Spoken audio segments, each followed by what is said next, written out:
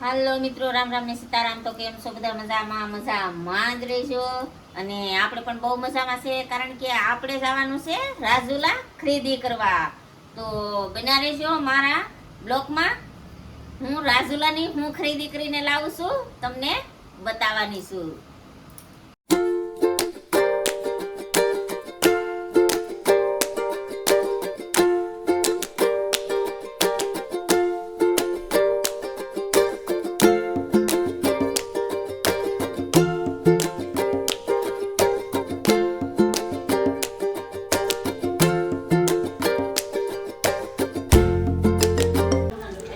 તો ફાઇનલી મિત્રો આપણે પહોંચી ગયા છે રાજુલામાં. તો રાજુલામાં આપણે આવ્યા છે ખરીદી કરવા. તો શું ખરીદીમાં કરીએ છીએ ને, તો બનના રહેશો આપણા બ્લોકમાં. તો મિત્રો આપણે છે દિશામાના વ્રત. તો આપણે તો જઈએ છીએ રાજુલામાં દિશામાની મૂર્તિ લેવા. તો અહીંયા આવ્યા તો કેટલા બધા મૂર્તિ છે. તો મિત્રો તમારે પણ મૂર્તિ ખરીદી કરવી હોય ને, તો આ દુકાને આવી જાયજો. સરસ મજાના દિશામાની મૂર્તિ આવીશ. મિત્રો આપણે આવી ગયા કહારાની દુકાને લોટી લેવા. તો લઈ લીધી લોટી. પછી ભાઈએ કરી લીધું આપણું થોડુંક શૂટિંગ.